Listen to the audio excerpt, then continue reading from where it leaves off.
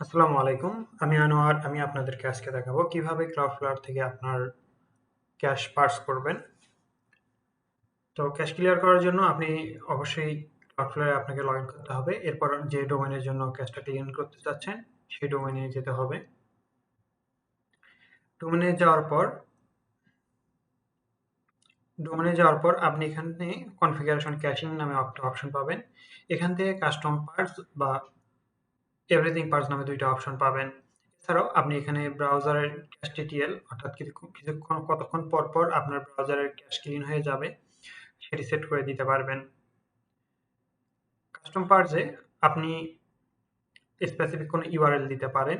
এখানে এক্সাম্পল দেয়া আছে যে আমার ওয়েবসাইটের কি টাইপের ইউআরএল আমি দিতে পারি। আমি চাইলে আমার ওয়েবসাইটের ফুল নেম দিতে পারি।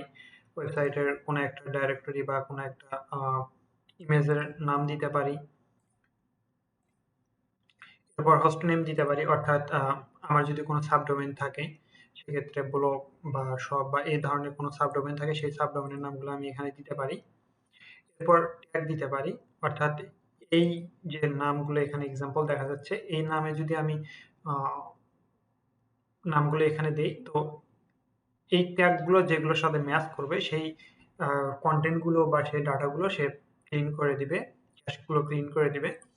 এবার প্রিফিক্স আছে, অর্থাৎ আমি চাচ্ছি কোনো একটা ডাইরেক্টরি ক্লিন করে দেওয়ার জন্য। ধরে নিলাম আমার এই ডোমেইনের শেষে আমি এখানে হচ্ছে ব্লগ নামে একটা ডাইরেক্টরি আছে।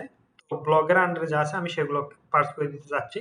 তো আমি এখানে সেই ইউআরএলটা দিয়ে পার্স করে দিলে এটা পার্স হয়ে যাবে। এটা হলো কাস্টম পার্স। আর যদি আপনি এভরিথিং করতে চান তাহলে এখানে ক্লিক করে জাস্ট পার্স এভরিথিং এ আবার ক্লিক করে দিবেন। এরপর এটা পার্স হয়ে যাবে। এটা ইফেক্টিভ হইতে ওয়েবসাইটের উপরে ভ্যারি করে ৫ থেকে ১ মিনিটের মতো সময় লাগে। তো আমার ওয়েবসাইটে যেহেতু এখন ডাটা নেই বললেই চলে, সেজন্য এখানে আমাকে জাস্ট ৫ সেকেন্ডের কথা বলছে যে ৫ সেকেন্ডের মধ্যে আমার ডাটাটা ক্লিন হয়ে যাবে। তো এভাবে আপনি Cloudflare থেকে আপনার ওয়েবসাইটের ক্যাশ ক্লিন করে নিতে পারবেন।